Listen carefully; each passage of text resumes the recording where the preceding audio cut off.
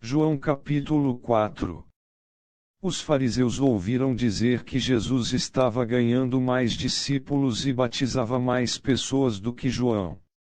De fato, não era Jesus quem batizava, e sim os seus discípulos. Quando Jesus ficou sabendo disso, saiu da Judeia e voltou para a Galileia. No caminho, ele tinha de passar pela região da Samaria. Ele chegou a uma cidade da Samaria, chamada Sicar, que ficava perto das terras que Jacó tinha dado ao seu filho José. Ali ficava o poço de Jacó.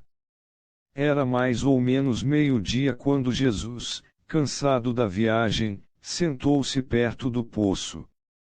Uma mulher samaritana veio tirar água, e Jesus lhe disse: "Por favor, me dê um pouco de água." Os discípulos de Jesus tinham ido até a cidade comprar comida. A mulher respondeu: "O Senhor é judeu, e eu sou samaritana. Então como é que o Senhor me pede água?" Ela disse isso porque os judeus não se dão com os samaritanos.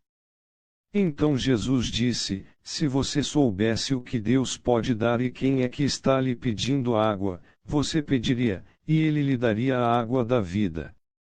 Ela respondeu: "O Senhor não tem balde para tirar água, e o poço é fundo.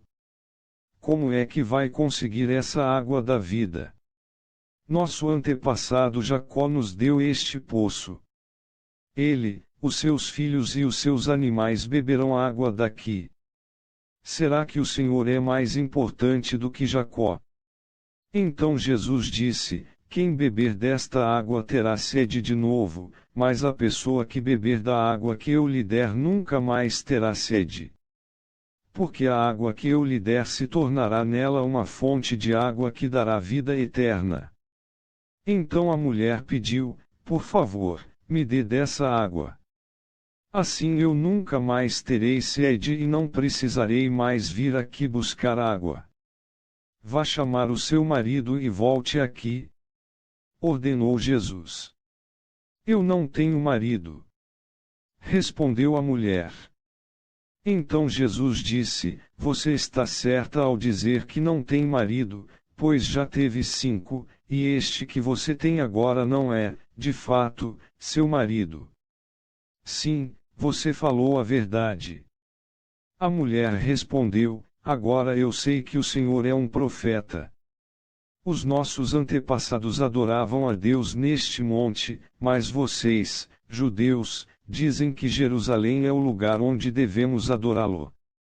Jesus disse: "Mulher, creia no que eu digo, chegará o tempo em que ninguém vai adorar a Deus nem neste monte nem em Jerusalém. Vocês, samaritanos, não sabem o que adoram, mas nós sabemos o que adoramos porque a salvação vem dos judeus. Mas virá o tempo, e, de fato, já chegou, em que os verdadeiros adoradores vão adorar o Pai em espírito e em verdade. Pois são esses que o Pai quer que o adorem. Deus é espírito, e por isso os que o adoram devem adorá-lo em espírito e em verdade." A mulher respondeu: "Eu sei que o Messias, chamado Cristo, tem de vir. Quando ele vier, vai explicar tudo para nós." Então Jesus afirmou: "Pois eu, que estou falando com você, sou o Messias." Naquele momento chegaram os seus discípulos e ficaram admirados, pois ele estava conversando com uma mulher. Mas nenhum deles perguntou à mulher o que ela queria. E também não perguntaram a Jesus por que motivo ele estava falando com ela. Em seguida, a mulher deixou ali o seu pote, voltou até a cidade e disse a todas as pessoas: "Venham ver o homem que disse tudo o que eu tenho feito. Será que ele é o Messias?" Muitas pessoas saíram da cidade e foram para o lugar onde Jesus estava. Enquanto isso, os discípulos pediam a Jesus: "Mestre, coma alguma coisa." Jesus respondeu: "Eu tenho para comer uma comida que vocês não conhecem." Então os discípulos começaram a perguntar uns aos outros: será que alguém já trouxe comida para ele? A minha comida, disse Jesus, é fazer a vontade daquele que me enviou e terminar o trabalho que ele me deu para fazer. Vocês costumam dizer: daqui a 4 meses teremos a colheita. Mas olhem e vejam bem os campos, o que foi plantado já está maduro e pronto para a colheita. Quem colhe recebe o seu salário, e o resultado do seu trabalho é a vida eterna para as pessoas. E assim tanto o que semeia como o que colhe se alegrarão juntos. Porque é verdade o que dizem: um semeia, e outro colhe. Eu mandei vocês colherem onde não trabalharam, outros trabalharam ali, e vocês aproveitaram o trabalho deles. Muitos samaritanos daquela cidade creram em Jesus porque a mulher tinha dito: ele me disse tudo o que eu tenho feito. Quando os samaritanos chegaram ao lugar onde Jesus estava, pediram a ele que ficasse com eles, e Jesus ficou ali 2 dias. E muitos outros creram por causa da mensagem dele. Eles diziam à mulher: agora não é mais por causa do que você disse que nós cremos, mas porque nós mesmos o ouvimos falar.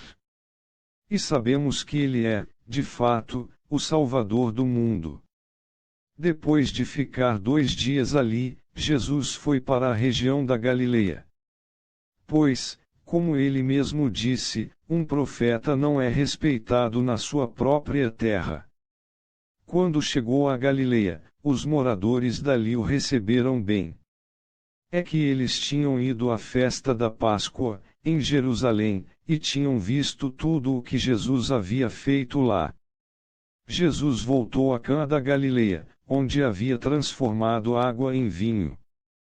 Estava ali um alto funcionário público que morava em Cafarnaum. Ele tinha em casa um filho doente. Quando ouviu dizer que Jesus tinha vindo da Judeia para a Galileia, foi pedir a ele que fosse a Cafarnaum e curasse o seu filho, que estava morrendo. Jesus disse ao funcionário: vocês só creem quando veem grandes milagres. Ele respondeu: Senhor, venha depressa, antes que o meu filho morra. Volte para casa.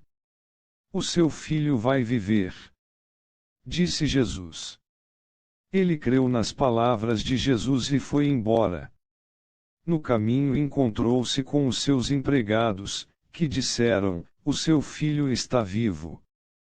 Então ele perguntou a que horas o filho havia começado a melhorar. Os empregados responderam: ontem, à 1 da tarde, a febre passou. Aí o pai lembrou que havia sido naquela mesma hora que Jesus tinha dito: o seu filho vai viver. Então ele e toda a família creram em Jesus. Esse foi o segundo milagre que Jesus fez depois de ter ido da Judeia para a Galileia.